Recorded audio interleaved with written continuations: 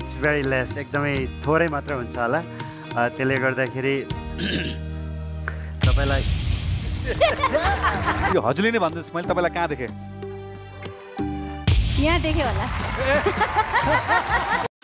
The voice of Nepal season 7 को 2 episode 7 र episode 8। यी 2 एपिसोडमा कोच मेलिनाले ठुलो फड्को मारेर 3 कोचलाई पछि पारे। पछिल्ला केही समयसम्म 4 कोच मध्ये कोच मेलिनाको टिम सबैभन्दा कमजोर देखिरहेको थियो, तर अहिले यी 2 एपिसोडमा 4 कोच मध्ये सबैभन्दा बलियो टिम कोच मेलिनाको देखिरहेको छ।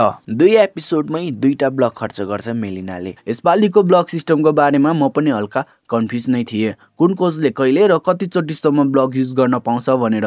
फाइनली मैले यो बारेमा पनि थाहा पाएँ, कुन कोचले कहिले र कतिचोटिसम्म ब्लक युज गर्न पाउँछ भनेर। आजको यस भिडियोमा म तपाईहरुलाई यिनै विषयहरू बारे जानकारी दिँदैछु। यदि तपाई मेरो भिडियो पहिलो पटक हेर्दै हुनुहुन्छ वा अहिलेसम्म पनि च्यानललाई सब्स्क्राइब गर्नुभएको छैन भने च्यानललाई सब्स्क्राइब गर्नुहोला। हस्त लागौं अब विषयवस्तुतर्फ।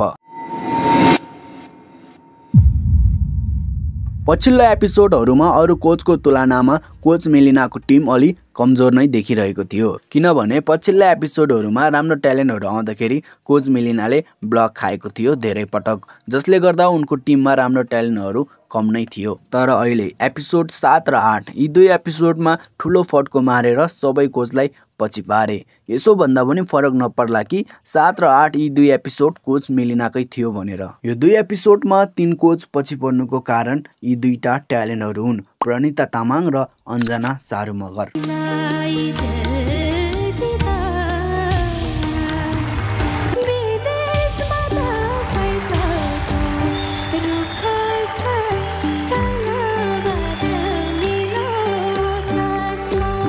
दो भाइ दोनो तबाई भने जस्तै छन् यी 2 ट्यालेन्ट। कोही भन्दा कोही कम छैन, एकसा-एक छन् दुवै ट्यालेन्ट। यी 2 ट्यालेन्ट नै हो कोच मेलिनाको फाइनलिस्ट मलाई लाग्छ। पहिलो ट्यालेन्ट प्रणिता तामाङ, यिनी आउँछन् सिक्किमबाट। अर्को ट्यालेन्ट अन्जना सारू मगर, यिनी आउँछन् पाल्पादेखि। कोच मेलिनाले यी 2 ट्यालेन्टलाई आफ्नो टिममा सजिलै ल्याएको भनी पक्कै होइन। उनले आफ्नो 2टा ब्लक खर्च गरेर यी 2 ट्यालेन्टलाई आफ्नो टिममा ल्याइन्। यसपालिको सिजनमा ब्लकलाई 100% युज 4 कोच मध्ये कोच मेलिनाले गरेको देखिन्छ। उनले गरेको ब्लक एउटा पनि खेर गएन। सही ट्यालेन्टको लागि सही कोचलाई नै ब्लक गरे। सिक्किमबाट आएकी प्रणिता तामाङ, यो ट्यालेन्टलाई आफ्नो टिममा ल्याउनको लागि कोच राजुलाई ब्लक गर्छ।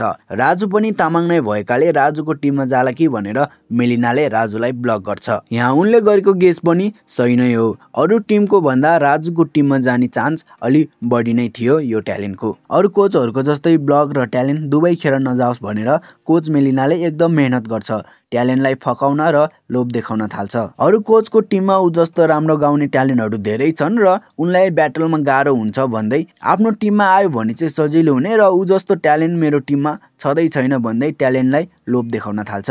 यति भएपछि ट्यालेन्टले पनि सोचिहाल्छ, यो कोचले मेरो लागि ब्लक युज गरेको छ। अरू कोचको टिममा म जस्तो राम्रो गाउने ट्यालेन्टहरू धेरै भए मलाई नै गाह्रो हुने हो ब्याटलमा। यो कोचको टिममा म जस्तो राम्रो गाउने ट्यालेन्टहरू धेरै नभए मलाई नै सजिलो हुने हो अघिल्लो राउन्डहरूमा जानको लागि। यही सोचेर ट्यालेन्ट पनि मेलिनाकै टिममा जान्छन्। यही तरिकाले यही प्याटर्नमा उनले अर्को ट्यालेन्टलाई पनि आफ्नो टिममा ल्याउँछन्। ट्यालेन्ट जुन कोचको टिममा जाला जस्तो लाग्यो पहिला त्यो कोचलाई ब्लक गरिदिने, त्यसपछि सेम त्यही डायलग भन्ने। अरू कोचको टिममा एकदमै टफ कम्पिटिसन हुनेछ तपाईलाई। तपाईको जनरको तपाई जस्तै गाउने ट्यालेन्टहरू एकदमै धेरै छ, तपाईलाई गाह्रो हुन्छ ब्याटलमा। मेरो टिममा आउनुस्, मेरो टिममा तपाई जस्तो गाउने ट्यालेन्ट एउटा पनि छैन भन्दै आफ्नो टिममा बोलाउँछ। यसपालि भने कोच मेलिनाले गरेको ब्लकको शिकार कोच खेम हुन्छ। ट्यालेन्टले पनि लोकगीत नै गाइरहेको थियो, कोच खेम पनि लोकगायक नै हुन् र त्यसमाथि कोच खेमले यी ट्यालेन्टलाई पहिल्यैदेखि चिनेको रहेछ। यति भएपछि यो ट्यालेन्ट पक्कै खेमको टिममा जान्छ भनेर मेलिनाले ब्लक गर्छ खेमलाई। मेलिनाले खेमलाई ब्लक गर्दाखेरि खेमको सातो गएको थियो। त्यो कसरी भन्नुहुन्छ भने तपाईहरु आफै हेर्नु होला। कहाँ देखे भनेको यो हजुरले नै भन्दैछ, मैले तपाईलाई कहाँ देखेँ? यहाँ देखेँ होला। यहाँ देखेँ होला। अब कुरा गरौँ ब्लक सिस्टमको बारेमा। अहिलेको ब्लक सिस्टम पहिलाको जस्तो होइन। पहिलाको सिजनहरूमा ब्लक एकपटक मात्र युज गर्न पाउँथ्यो, तर अहिले त्यस्तो छैन। सुरुको फर्स्ट एपिसोडमै राजुले ब्लगलाई मिस्टेकली युज गर्छ र उनले भनेको पनि थियो कि पुरै सिजनभरि एकपटक मात्र हो ब्लग युज गर्न पाउने, जुन मेरो खेर गयो भनेर। तर यति भने पनि दोस्रो एपिसोडमै राजुले ब्लग फेरि युज गर्छ।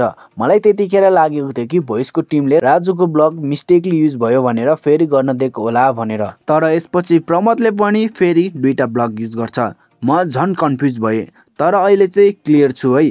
खासमा कुरो यस्तो रहेछ, एउटा एपिसोडमा एउटा ब्लग युज गर्न पाउने रहेछ।